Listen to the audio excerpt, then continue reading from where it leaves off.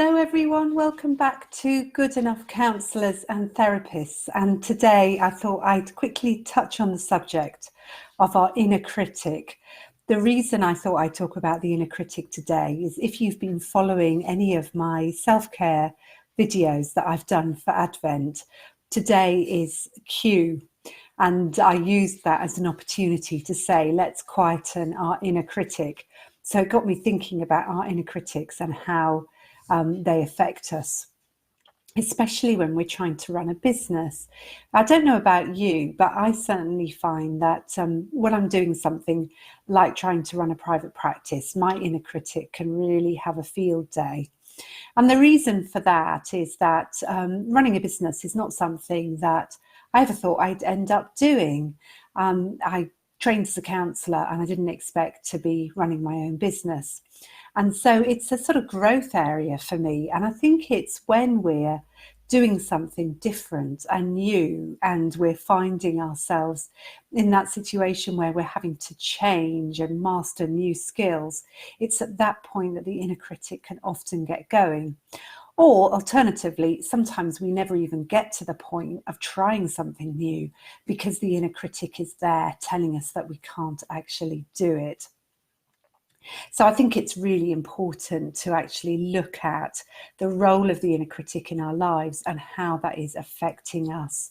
And also really how we can calm that inner critic down so that we can actually live up to our potential and actually begin to live the lives that we really do want to live and to experience the joy and the fulfillment of doing the work that we feel that we're being called to or that we're born to or that just really we just want to do. I'm keeping an eye out just to see if anybody else is joining me. I've covered up the I covered it up with a bit of paper so I couldn't see that you were there. So you're very welcome, those of you that are here. And I wonder if you'd like to just pop in the comments box. Do you feel that your inner critic affects you? Do you feel that the inner critic is there affecting the way you feel about your counselling or possibly about running your business, if that's what you're doing? How does the inner critic affect you, do you think? And do tell me what you think. So I think our inner critic can often tell us things like, this is not going to work. It might say to us, oh, you're no good. There's no point in you trying to do something like this. I just thought I'd hold up my mug with my robin on. Just so that you can see that. Thanks, Delilah's just given me a thumbs up, but just a random thing to put in the live feed there. But, you know, as you can see, I've got the Christmas tree really close because that's the only way we could fit it in the room. So I have to be very careful when I reverse my chair that I don't actually knock the Christmas tree over. So coming back to the inner critic, you know, often tells us that we're no good and we might as well give up. That no one would think of paying the prices that we're thinking of charging. You know, we're not worth that much. And who do we think we are asking people to pay for us to do counselling?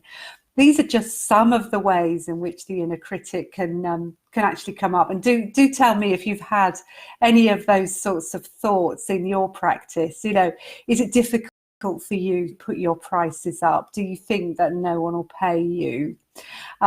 Is it difficult for you to get started or to do something new, like run a Facebook business page or do something on Instagram, you know, do something on social media, tell people about what you do? This is all the critic. So what tends to happen when we're listening to the inner critic is when we are faced with challenges, such as starting something new like our private practice, doing something like perhaps bringing in a cancellation policy even, different things, just new things that we're thinking of doing. It can be quite challenging to think about it. And the inner critic is there telling us that we're not capable of doing it. And it really holds us back. And I think often what can happen is we're not even aware that it is an inner critic. It's just that feeling we get of feeling a bit like an imposter, that we're not good enough, that we're not going to be able to do something like this. And it just sits there. We don't necessarily recognize it as a critical voice. It's just that unwillingness to try anything new. And we may well find ourselves procrastinating. We might decide to do something, but we find ourselves frozen and are unable to move forward. And that's usually because the inner critic is actually having a go at us. But I don't know about you, but I found it and still find it difficult to notice when the inner critic is getting going. And usually the way I can identify it now, it's not necessarily a voice in my head, but it's a feeling that I get. And it's a feeling of sort of uselessness or anger or fear. That comes out in me, perhaps envy of other people who are being successful, feeling cross if perhaps someone else is doing well, because what's happening is it's stimulating me to realize what it is that I want to do. And I'm sort of cross that I'm not doing it. And that might end up being cross with the other person or even cross with myself. But we might avoid challenges. Also, if we do get started, when something happens that perhaps is a bit difficult, we might give up at that point, rather than thinking, no, I can work through this and I can make this work and I don't need to give up. I can keep trying, I can adapt, and seeing what's happening as a challenge rather than a failure, and to see that the mistakes we make are something that we can learn from, rather than thinking, oh, well, that's it, you might as well give up. It just goes to prove you're no good at this. That's the voice of the inner critic.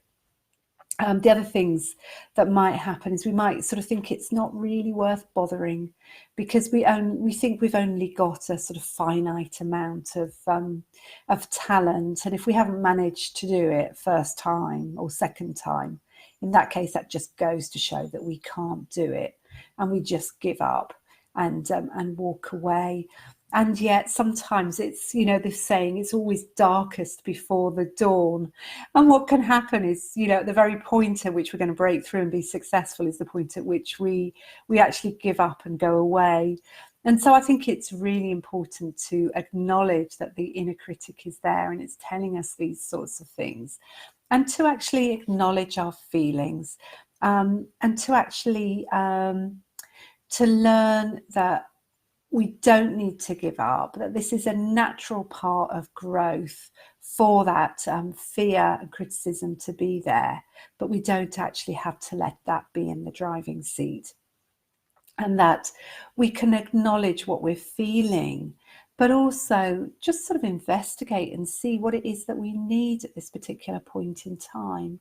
And often what I find helpful is to remind myself of where I've come from and the stuff that I've already managed to accomplish in my life, and that I wouldn't be at this place now if I hadn't had a lot of other growth in the past. And it's so easy to look at the future and to feel completely fazed by it, and to listen to the inner critic rather than acknowledging where we're at and where we've come from.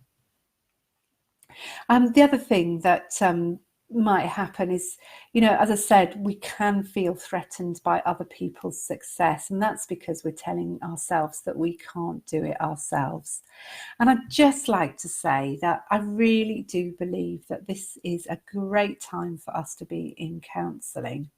I think actually, although whether or not you agree with the election results, I think what might happen is there might be a bit of a wave of optimism going on, and people might actually begin to have a bit of consumer confidence. I wouldn't be surprised if we actually see that people are willing to pay for counselling at the moment. So it's a great time to be marketing ourselves as well. And there's always possibility there. And I was talking to someone earlier today, and she was talking about the general feeling that seems to be around in the counselling world, that it's really difficult to get clients, that you can't make a success of your business. And I was talking to someone, and she is making a success of her business. She's just put her prices up, and she's getting as many people as before making inquiries. She's actually making her business more profitable because she's charging more. And this is something that I can help you with. in my coaching work.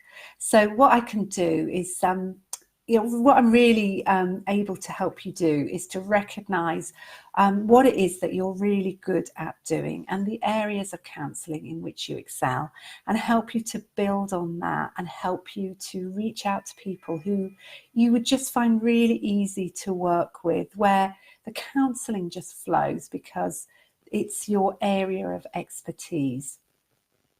And it's all about, recognizing the value and the uniqueness that you bring to your work and helping you market that.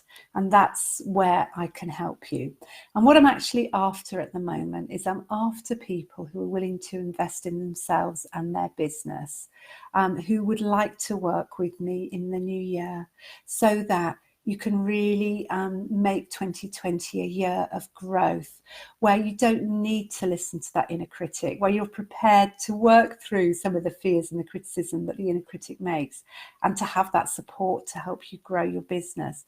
So if that's something you're interested in, I'd really love to help you and encourage you, because I really believe that each one of you has got something really valuable and specific to bring to your work with people, so you can find the clients who need you.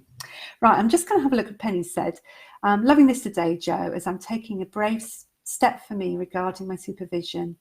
And the inner critic has been sitting on my shoulder for too long. Brilliant, whilst cooking tea, which is really good. So I'm glad it's helping, Penny. And I think the inner critic is there. We can't just sort of shut them up, can we? I think often, we might get better at not listening.